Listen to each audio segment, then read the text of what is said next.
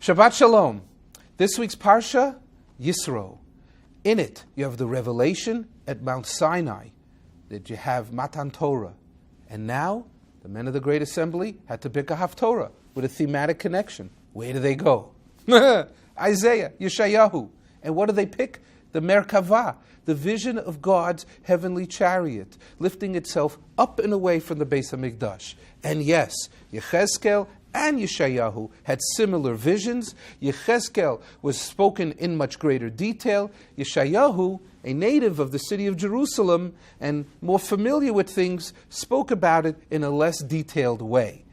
Neither one of them could have anything but the most intense spiritual connection to God in order to see what they saw. So let's talk about it for a minute. Number one, when did this happen? This happened, the first Beis HaMikdash was still standing. Yeshayahu has access to the Beis HaMikdash. He is the greatest prophet of all time after Moshe Rabbeinu. He was a Kohen, he was a priest, and he came from a priestly family. He had been warning the Jewish people that they have to behave themselves, especially the 10 northern tribes, otherwise they're going to be exiled. So what does this man start off this chapter with?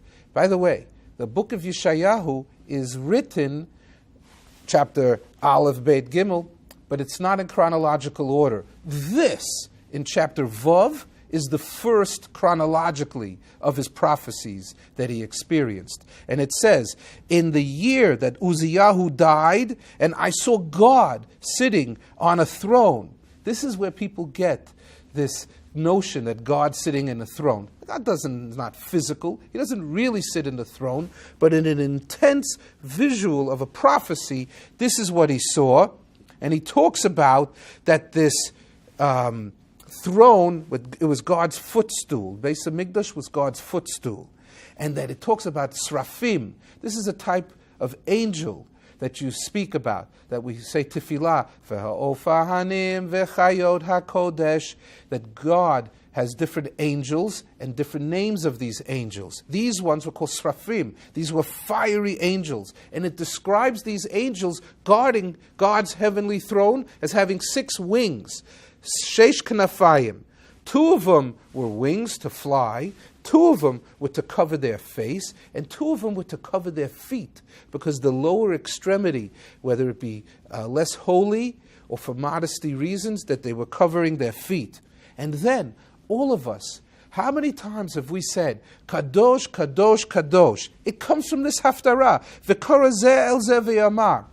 The angels were standing there, declaring God great. They didn't want to go out of turn. They wanted to give the honor to the other one. And what did they decide? Let's all say it together at the same time. V'kara zeh el zeh ve'amar. And together they said, Kadosh, Kadosh, Kadosh. The house would rock when they would say these 3, Kadosh, Kadosh, Kadosh. We go up on our feet to recall how the Beis HaMikdash would shake when the angels would declare God great. And that this is the source, is the Haftorah that we're reading on Shabbat.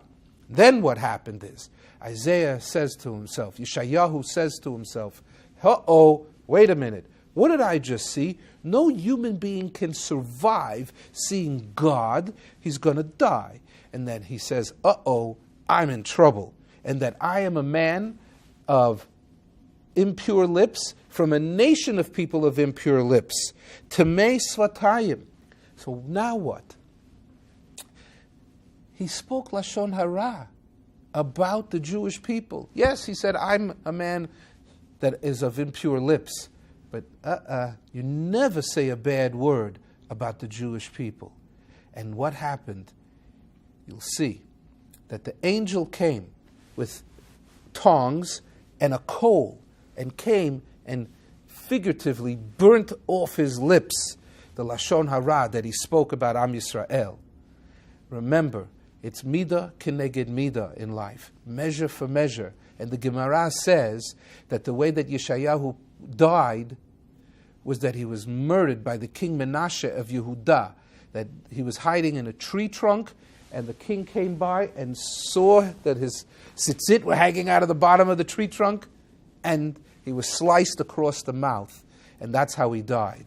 Measure for measure. If he could pass away from that, let's all be careful what we say. Now, back to the Haftarah. What happens here is the message has to be delivered to the Jewish people. So the question is asked, who's going to deliver this message? Yeshayahu says, me, I'm the one. And then he asked, until when is this calamity going to go on? And they said, unfortunately, till the people suffer greatly. So this is an intense Haftarah that we see what's going on. What is the Merkavah? It was a shield. It was protecting the Beis HaMikdash. By God saying, I'm lifting up and away, it made the Beis HaMikdash physically vulnerable to Nebuchadnezzar.